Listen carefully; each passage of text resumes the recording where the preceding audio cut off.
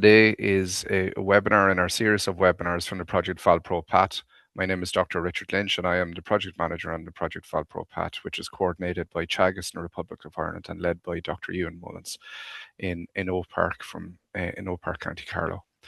The project itself was funded under the Horizon Europe funding programme. It was a 4-year project and received almost €10 million in funding and has 1 year remaining in the project. And it has a great diverse spread of partners between universities, research institutes, and commercial partners. The objective of the project was to look at protein crops that are currently being grown either to a large or to a small extent across Europe, and to see if successful business models could be built around those crops to, number one, encourage the growers to continue growing, but also to build a strong infrastructure and industry around those. So really the main focus or aim of the project was to look at which crops or which varieties of those crops were most suitable for specific regions, make sure that they were growing in the right place, and then look at the right markets for those crops to develop as much added value as we could from those. The crops we looked at in the project were 5 core crops: lupin, chickpea, faba bean, field pea, and peanut. And we also looked at soybean to a small extent. And I suppose the project aimed to address three of the main actors' core concerns around whether or not they should grow or invest in protein cropping systems. So from a producer point of view, they wanted to know, what is it important that they grew this protein crop? Would there be a return on investment? And then what would the best crop for that particular region be to grow so they could maximize in terms of yield and quality of that?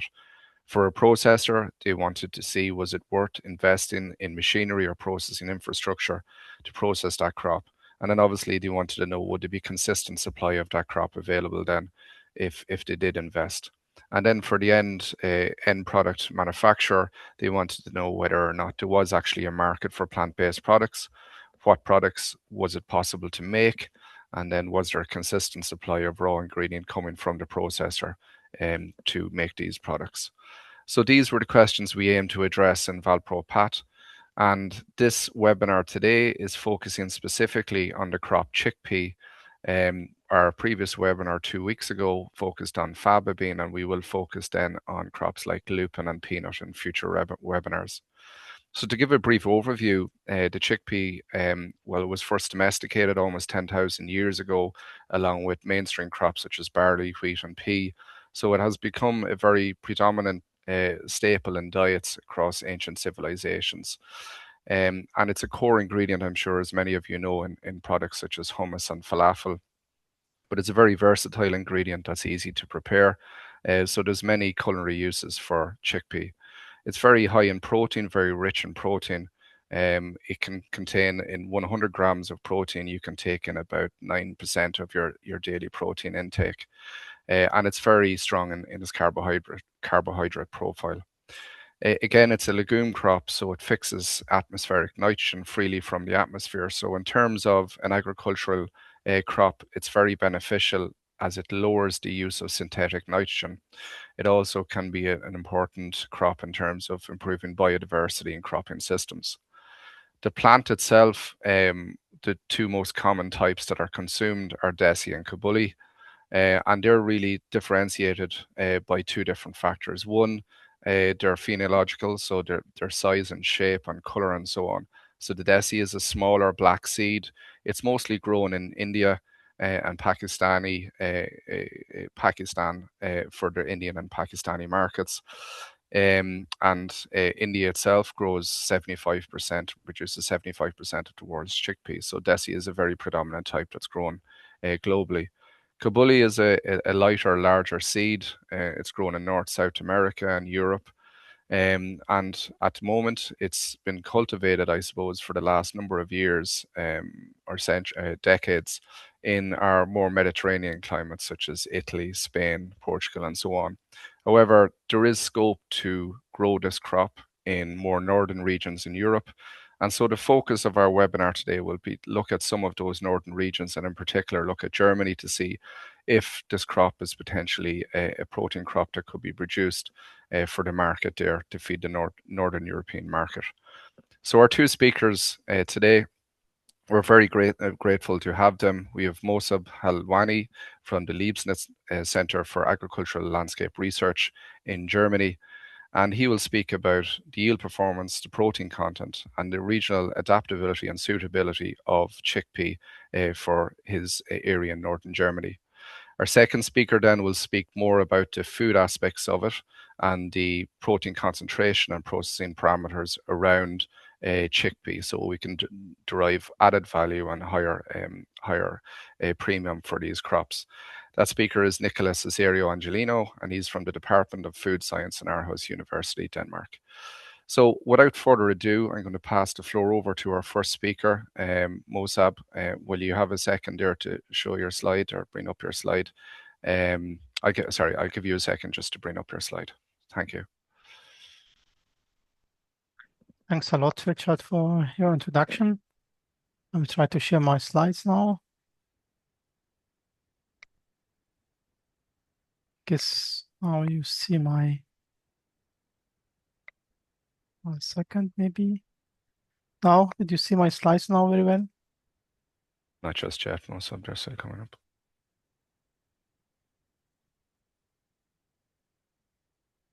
You see my slide now or not yet? No, sorry, it's just saying plain picture in picture, so it's just waiting for the slides to appear. If anything must up, you have to click down when on the there. No. Yes, so you just need to put it into presentation mode and we have it then. Yes. Yeah, thanks a lot. My name is Mosab Halwani. I'm a research assistant in the Leibniz Center for Agriculture Landscape Research, ZALF, in Mosab, Germany. And I would like to present for you now the yield performance and protein content of the chickpea in Central Europe. I don't like to repeat what Richard talked about, but it's very interesting to know why chickpea in the Central Europe, why we have to cultivate it in Central Europe. We have a high market opportunity, especially for the local product and non-GMO products and organic chickpea in our markets. And at the same time, we have a huge important demand in Central Europe. If we think about climate change, we can see that step by step we have more warmer and drier condition in Central Europe, which can allow the chickpea and some crops, grain, legumes to grow in this area. And at the end, it's one of the high value crop combined with the other traditional pulses. Okay, what I would like to present today is the result of 3 experiments, field experiment and 1 observation field. In the first experiment, as you can see, it's a part of collaboration and network between 23 research center in Germany and our neighbors.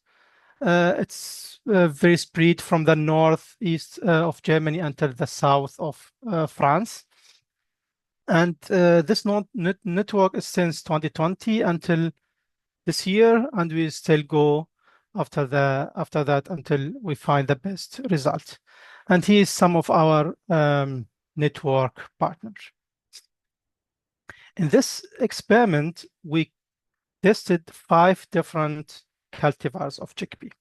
As you see in the right side, in the left side, there is 2 Caboli type of chickpea, is the Orion and Cicerone. In the middle is the brown one with DZ type, Olga and Irenka, and in the left and the right side is the Nero with the black color. The aim of this experiment to quantify the yield potential of chickpea in different locations and describe the influence of the variety, location, and environment on the yield and protein content of the chickpea. For one variety, Cicerone, we applied the inoculant legume fix and non-inoculated treatment to see how far is the benefit we will get from the inoculation. As you see, this different cultivar has different color, different size, and at the same times, different source of originally. The first result, what we can see from this bar chart, that we have a really huge difference between the location and the yield, the grain yield range from 0.9 ton per hectare until 3.6 ton per hectare. The mean yield is around 1.8 ton per hectare. This high variability, it doesn't have any, it did not affected by the cultivation system. As we see, the blue chart is for the conventional cultivation system, and the red one for the organic farming. And we can see there is no clearly effect by by the growing system. That's mean the chickpea has a possibility to cultivate in both conventional and organic farming.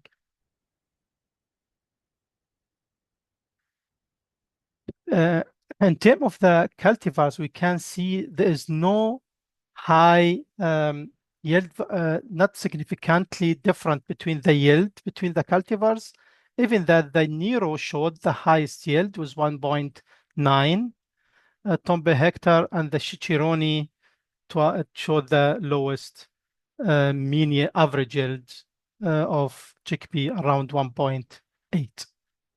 What we can see in the right fit line graphic, we have 5 different graphics. In the first 2, we can see in the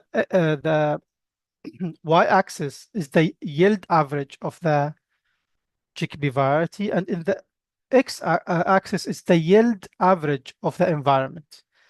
This kind of fit line, we would like to see how is the stability of the yield in different environment condition.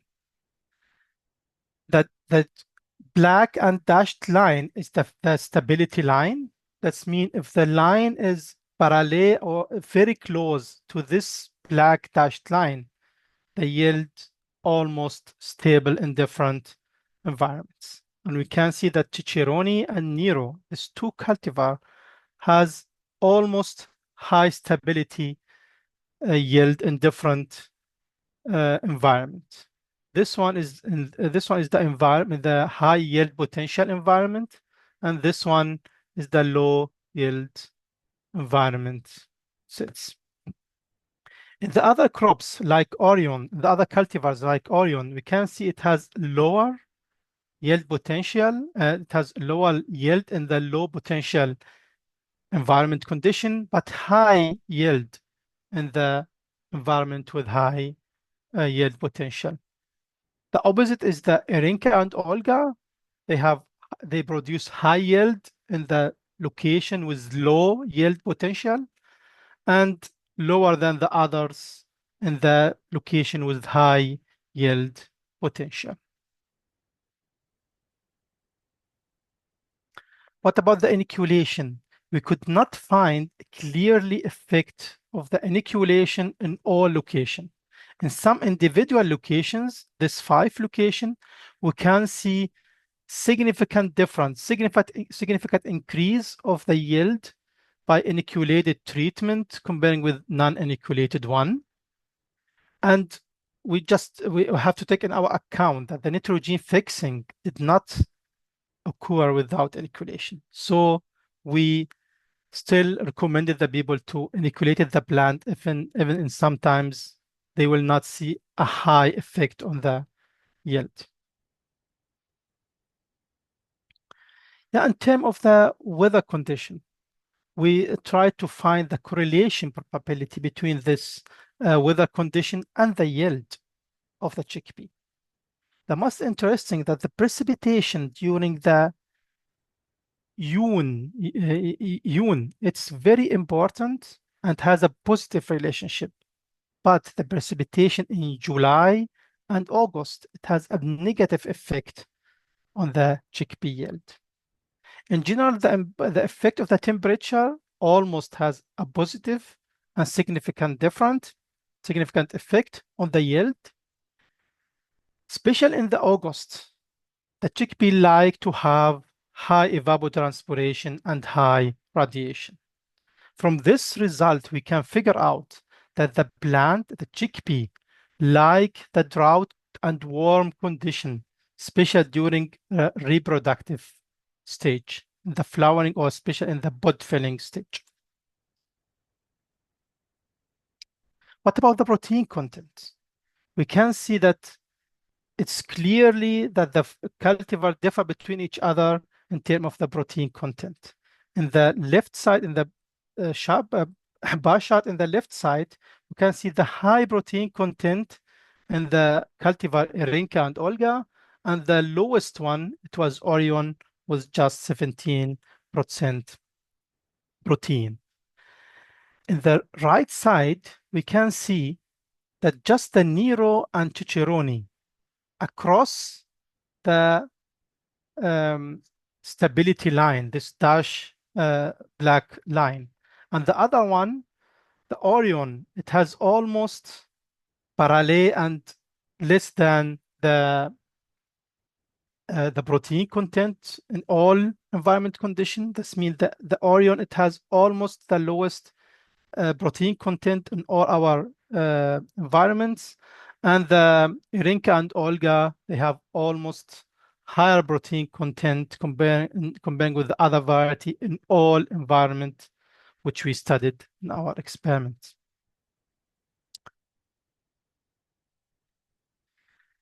After that, we chose just 4 locations to make more natural analysis.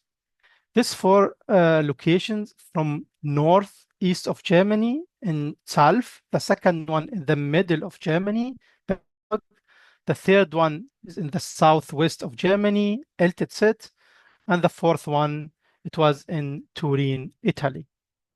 And we can see from this chart, there is almost significant difference between the locations in terms of protein content with pink color, ash content, and carbohydrate content.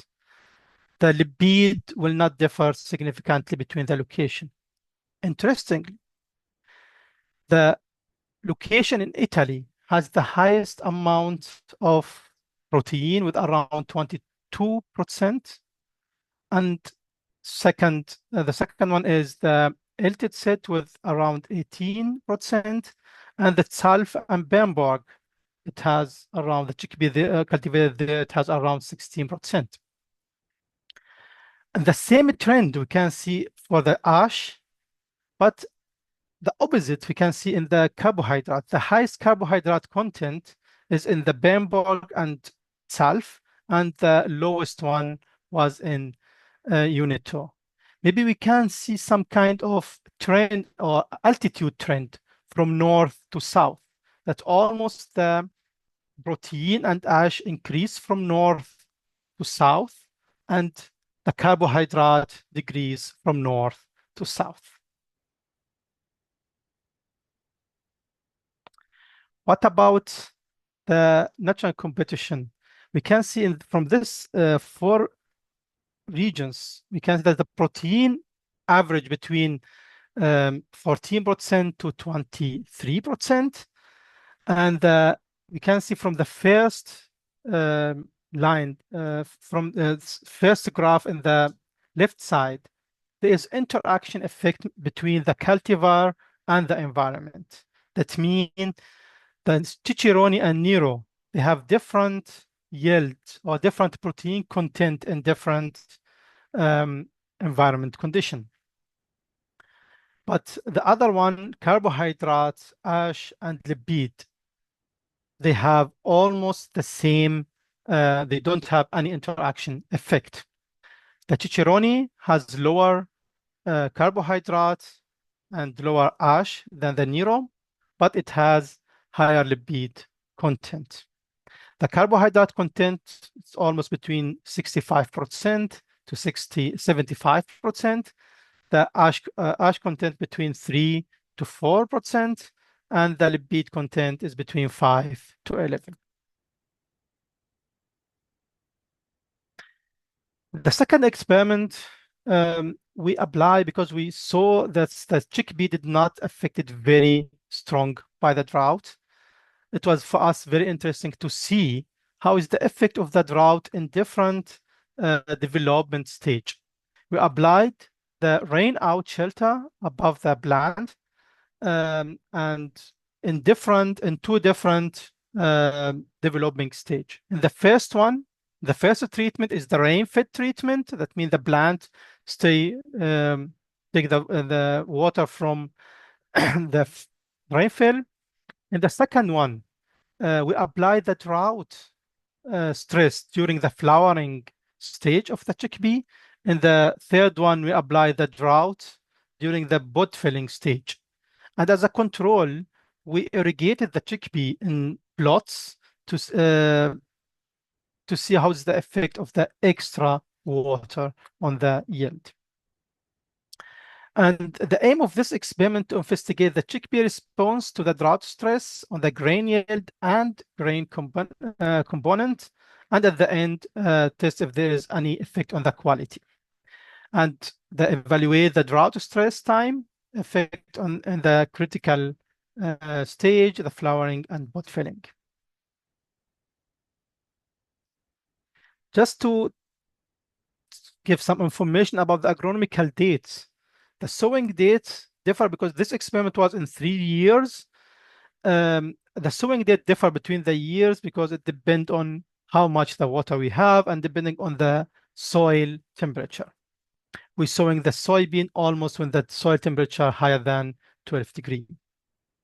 So, but almost it take around 2 weeks to germinate, around 1.5 months to a flowering time.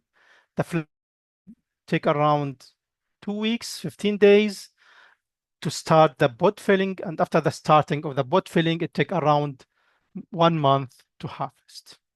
These some question, how's the plant looks like in different development stage. The most interesting result from this experiment, as we see in this graph, that's the drought stress doesn't affect the grain yield of chickpea systematically as we thought before.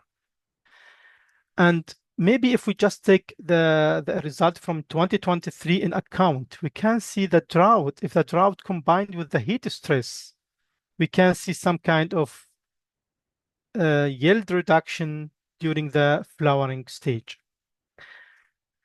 If we see the diagram in the right side, which presented the precipitation and temperature in the field in this 3 different years, we can see in 2023, before the sowing and the flowering, we have something no or very low amount of precipitation.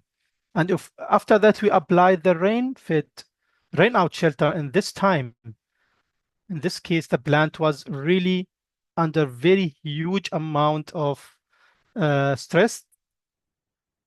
And maybe it's the reason why we have this kind of reduction in the yield of chickpea stressed by drought during the flowering time. Interesting that the irrigation, as you see in the blue color, it did not make any significant increase in the yield of chickpea. If we analyze the yield component, we can see most of the effect during the drought will affect on the bud per plant. That means the plant will drop out the flowering if it has a huge drought stress. The third experiment, I would like to present an experiment from my colleague.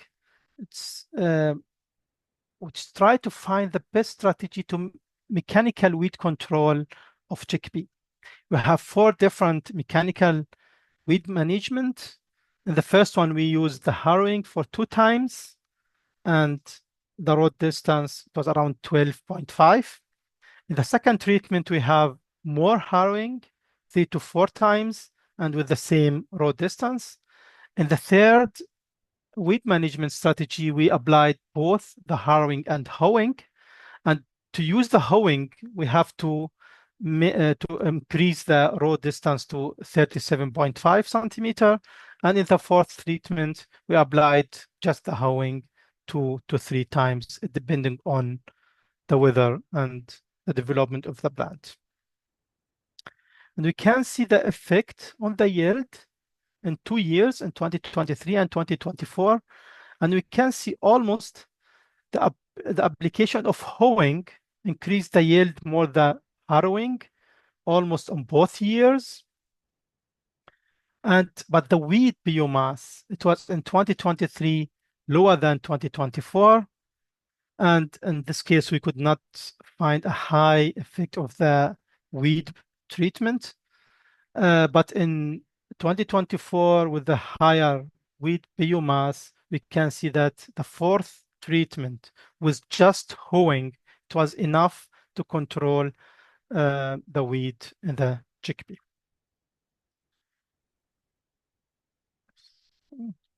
I stopped here. Oh, sorry.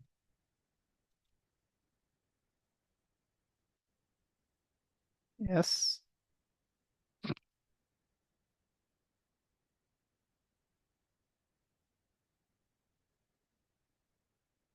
Oh, okay.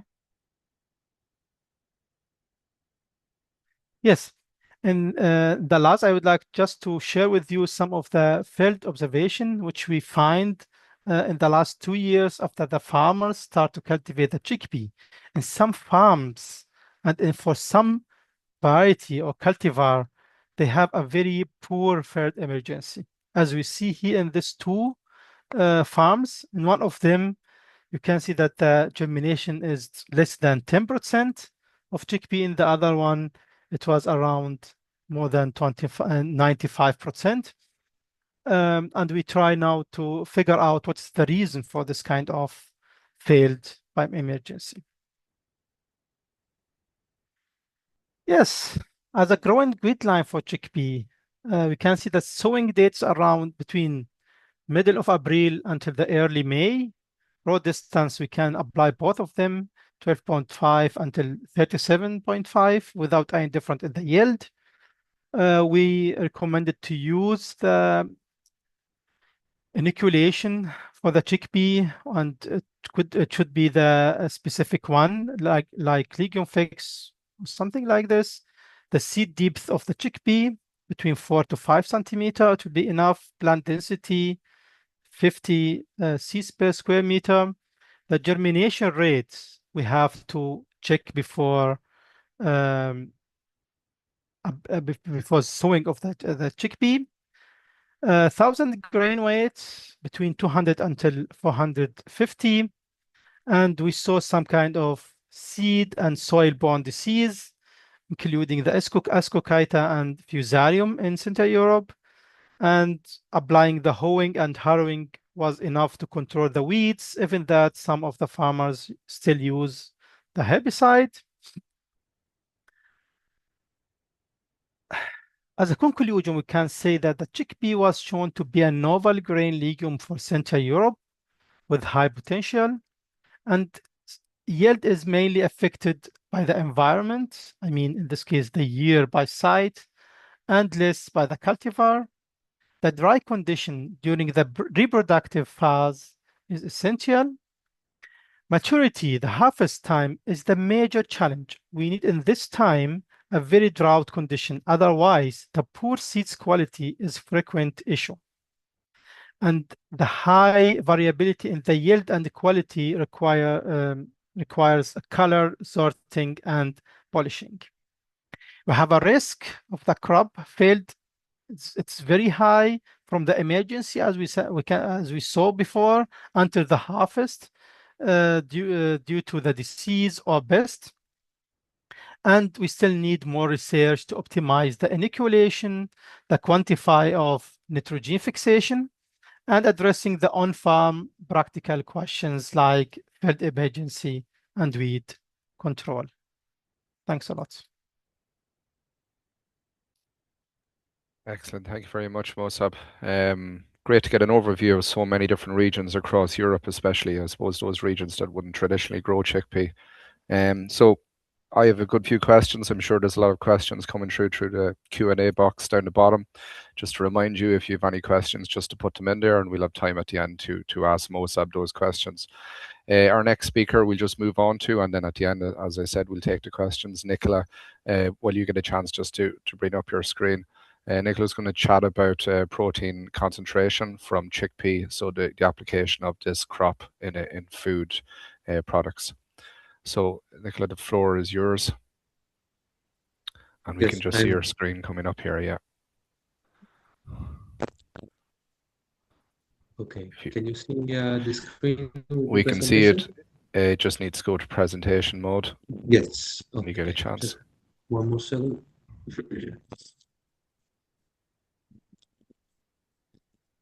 Okay, now you can see it in presentation mode? Yeah, absolutely. Yeah, thank you. Okay, perfect. So hello everyone, and thank you for presenting me. I am Nicola. I am a PhD student from the Aarhus University, and in particular, my work focuses on the valorization of the side stream coming from the dry fractionation process of legumes. And for this presentation, I will talk in particular about lipids. So let's say once we have the chickpeas that have been cultivated, we try to understand what we can do with the proteins contained into the chickpeas, but also what we can do with the remaining products, the side stream, that is like mainly rich in starch. So considering that, as I said, my work is focused on fractionation, I will just drive you through this process. And yes. So I will show you the kind of machine that we used for our trials. We did these trials in collaboration with Alpine. And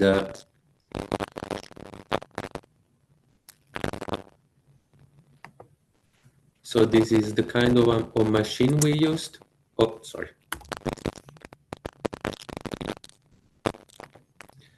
This is the machine we used. It's a dry fractionation implant. And basically, we have an air flux and a chickpea flux or a flour flux. And we have two main steps. One step is the milling of the product, and the second step is the air classification.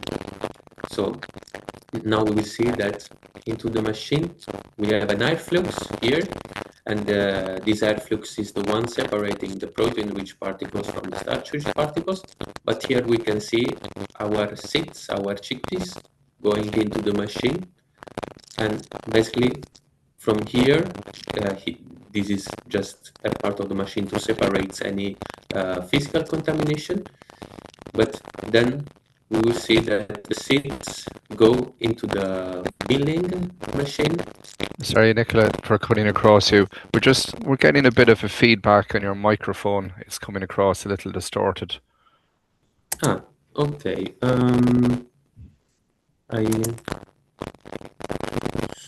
So I need to just go out of presentation mode to check this. Just give me a second. No problem. Or maybe if you had a headset or something, but it's no problem. No. You still hear it now? You're clearer now, yeah. Yeah. Now it's okay? Yes, it's clear now. Yeah. Okay. And you still see my screen? We still see your screen, exactly, yeah. It's perfect. I will just go again into presentation mode. Yeah. That's great, thank you.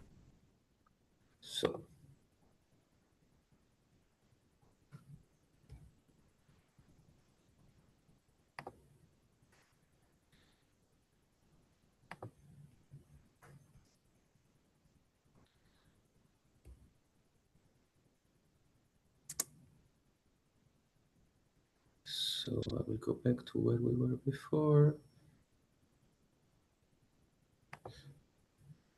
Okay, so we see that the seeds go into the milling part, and basically the machine just smash the chickpeas on the wall of the machine, and the particle will be catched by the airflow only when they are small enough, and we can set the size that we want. So this is the first phase, and here you can see like how it works. So the chickpeas go into the milling, it's smashed against the wall and reduced in smaller particle.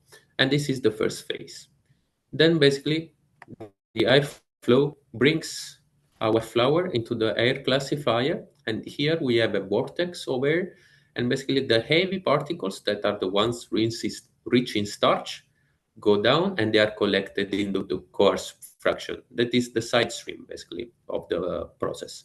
While the particles that are rich in protein, they go up in the air vortex and they are catched by the filter, and they will be the ones constituting the fine fraction. That is the protein-rich fraction, the main output of this process. And this is just a filter to separate the particles from the airflow.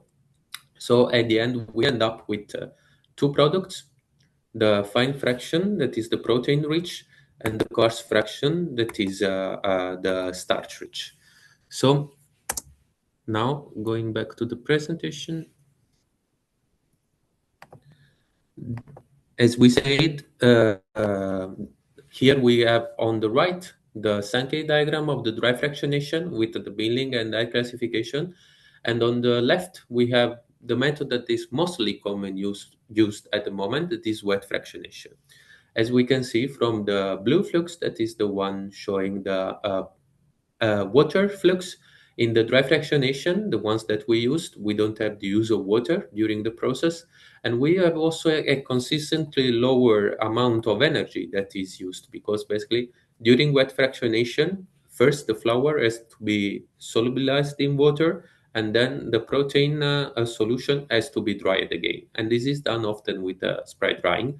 That is a very energy intense step that we don't have in dry fractionation, because we just have the milling and their classification. So we have a lower amount of energy. So the process is more sustainable. Dry fractionation is more sustainable than wet fractionation, but there are also some negative sides. Like if we look at the yield in terms of protein-rich fraction from these two processes, we can see that the yield can be more or less comparable. Obviously, it changes based on the legume that we use and the process parameters that we use. But the fact is that with dry fractionation, we can reach a protein concentration into the protein-rich product that is lower than the protein concentration that we can reach with wet fractionation. This is a limit if we want to use this kind of product in liquid products, but is still good if we want to use this kind of protein concentrate for solid products. And as we said, apart from the fine fraction, when we perform dry fractionation, we also have the coarse fraction, that is the side stream of the process. And it's very important that we also understand how to valorize this fraction and what we can do with it, because it can represent up to 80% of the total output of dry fractionation. And the production of an high amount of side stream is something that is common between dry and wet fractionation. But in my work, I focus on the side stream of dry fractionation. So this fraction has a high amount of carbohydrates, but still some residual proteins. And what we try to do is to study the functionality of this starch-rich fraction as structuring agent in food gel. So as we said, when we want to use this fraction, they are good to structure solid products. And by finding a use for this side stream, we basically valorize the entire dry fractionation process, because we find a use also for the waste for the side stream that actually is considered as low value. But apart from the sustainability, in this way, we increase the economical value of the entire process. So when we talk about dry fractionation, we need to keep in mind that the concentration of protein that we get in the final protein concentrate has to be balanced. There is a trade-off gain, basically, between the protein concentration in the final product, in the fine fraction, and the yield of fine fraction, so the protein extraction percentage of the process. When we want a fine fraction that is more concentrated in protein, we will lose some yield. And obviously this will affect the sustainability of the process and the economical convenience. But we still see that we have an increase in protein compared to the flour that is like very important, like we reach almost the 2 times the protein concentration that we have in the flour. So it's can still be considered as an efficient process. And here, for example, we can look at the composition of the fine fraction that we obtained from different dry fractionation trials. So in the trials that we did, we changed the classifier type, so the classifier wheel, and we tried a classifier wheel at different speeds. And basically, type of classifier wheel and speeds of the wheel are the 2 main parameters that influence the protein concentration in the fine fraction and the yield of fine fraction. Here we have the composition of the our fine fractions, and we see that in green we see the protein content increasing in the fine fraction, and we have a reduction of carbohydrates and starch when we change the wheel of the classifier and when we increase the speed of the NG wheel. And so these compositions likely give us different properties of the fine fraction, but as we said, we also focus on the coarse fraction, so the side stream. And in this case, we see that there is a lower change in the composition of the fractions. But when we talk about like structuring foods, even little composition can give us difference in the process, in the properties of the fraction. So we verified if this apparently small difference in the composition give us changes in how the products behave when we try to structure some solid gel, in order to understand what kind of use we can do of this fraction, what they can be used for. So to give you some clear representation of the contents of the fine fraction and coarse fraction we are talking about, we can see this microscope picture. In this case, we start from the flour, that is the feed material, what we get just by milling the chickpeas.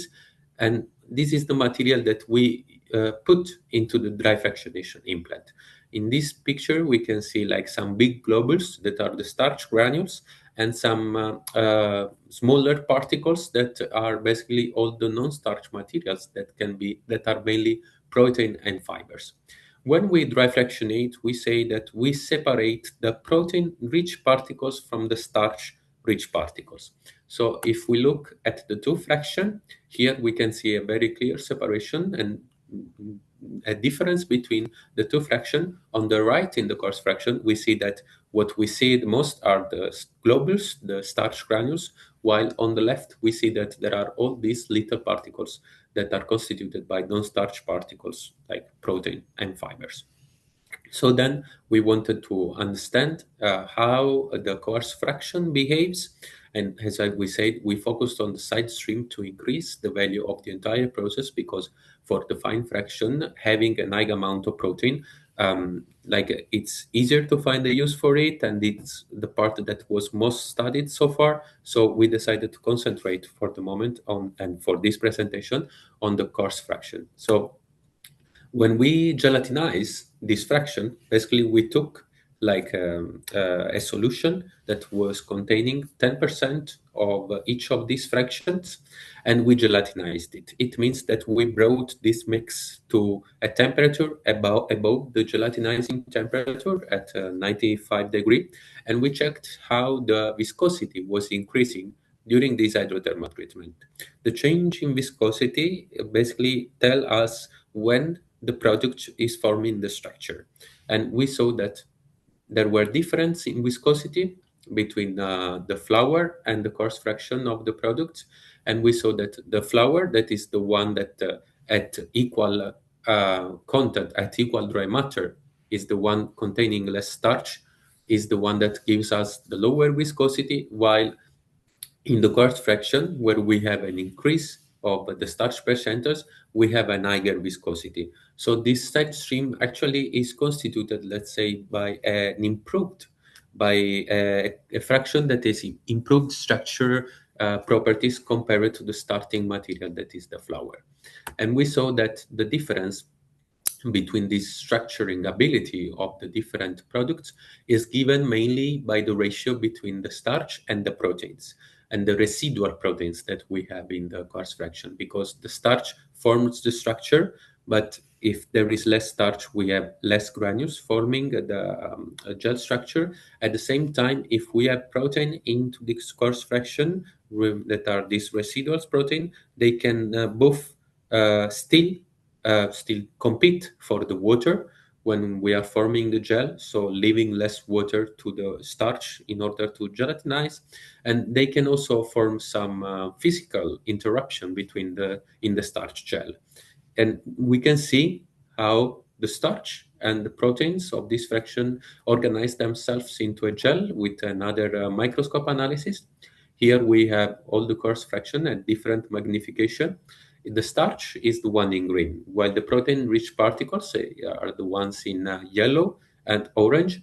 And we see that, as we said, is the starch forming the main structure of the gel, while the proteins aggregates, probably also because of the presence of lipids, and they interrupt this starch network, likely also stealing some of the water from the starch granules.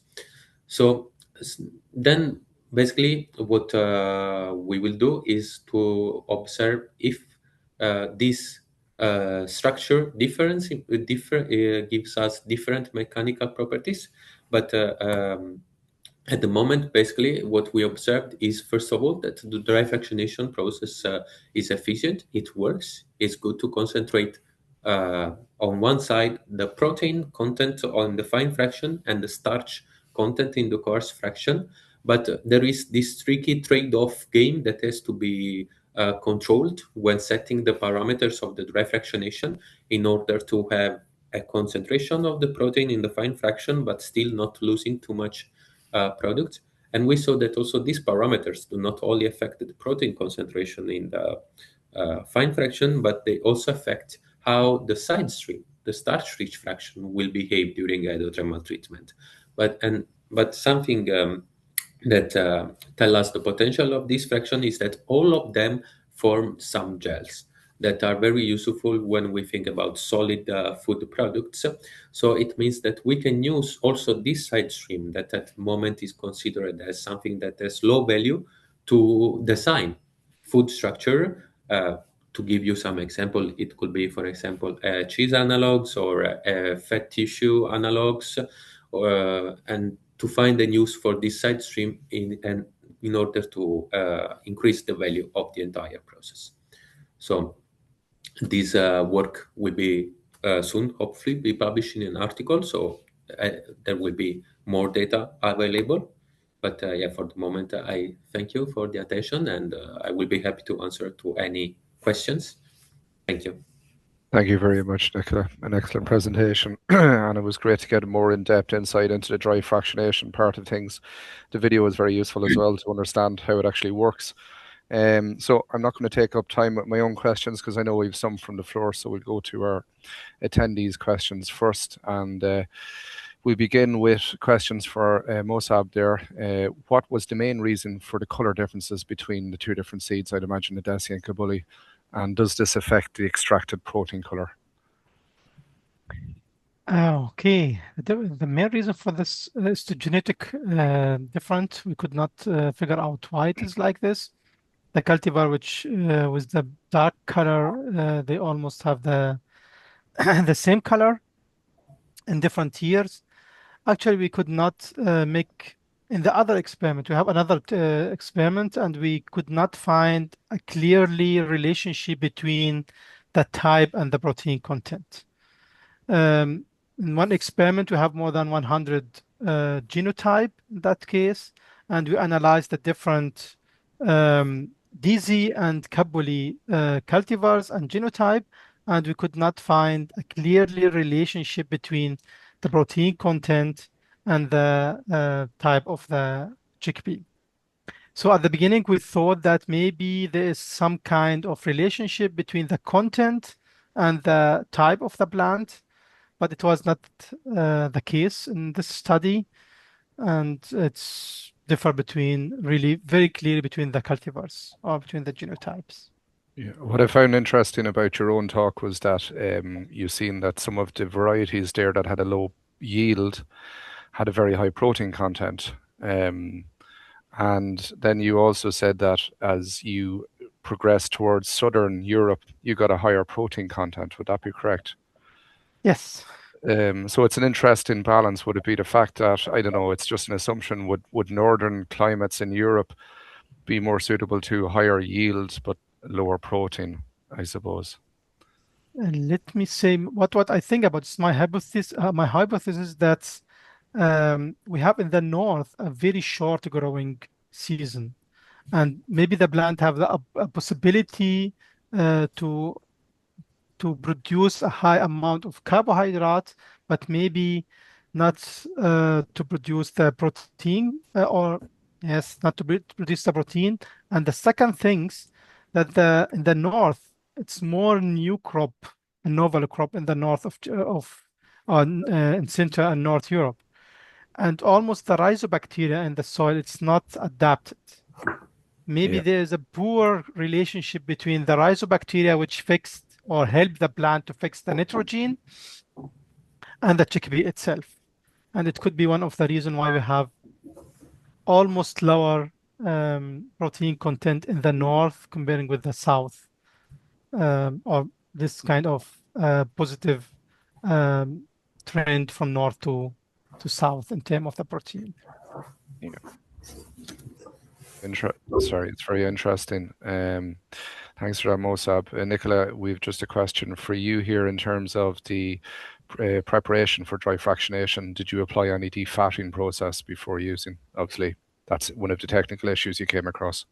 Yes, yeah, we performed some defetting. We did it with supercritical fluid extraction, but at industrial scale we could not at dry fractionation industrial scale trials we could not use the defected chickpeas because just the amount that we could defect was not enough to run a pilot, an industrial scale pilot plan. So we did some lab scale trials with the defected chickpeas.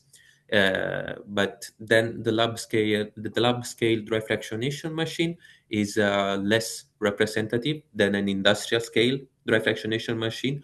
So in this case, we kept the chickpeas as they are because we still see a protein concentration even if we keep the lipids in it. And maybe with this, I can also connect and answer to the second question that I see in the chat. Because maybe someone knows, but basically the presence of lipids into the chickpeas is often considered one of the main lipids in the efficiency of the process. And also, this is also why in the first slides, when I was comparing the yield of dry wet fractionation, this was like something that I took from literatures and referred to in general to legumes. When we start talking about specifically to chickpeas, the yield actually was lower because with chickpeas we have a general yield, a lower yield. And the fact is that this is often connected to the lipid content, but then it's not only the lipid content that this gives us this lower yield, because in dry fractionation is very important the difference in the size of the starch granules with the protein bodies. So even if we remove 100% of the lipids, probably the process will still be less efficient, a bit less efficient in separating protein from starch, because the protein bodies and the starch granules in chickpeas are more similar than in other legumes. So this just to say that the fatting could increase the efficiency, but there will still be another important limit, that is the particle size difference between them. Yeah, no, that's very good. I'm trying to remember back to the last presentation you gave within the projects, and I think you had to do a lot of work around classifier speeds and the milling diameter of the actual product Yes. before it hit the classifier, I think, to even Yeah, for chickpea in specific, obviously, because of the high lipid content. Because basically the fact is that you need to mill enough to separate proteins from starch, but you cannot mill too much because otherwise you destroy the starch granules and they will be even more similar to the size of the protein content. That would make the process less efficient. Yeah, that's very interesting. Mhm. And also just to mention that one of our partners has used some of this as well in terms of the flour. They've used as chickpea to try and develop some end products from that.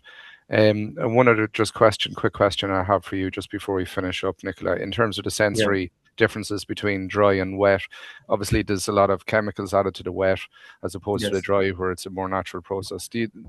Have you seen anything in previous work or in any other work where there's sensory differences in terms of taste or smell of the I actual mean, product? the fact is that these kind of products, like if we think to a protein concentrate or isolate, for we did not tasted it in sense of doing sensorial Yes, analysis, first of all, because you just don't eat like isolate alone by yes, itself.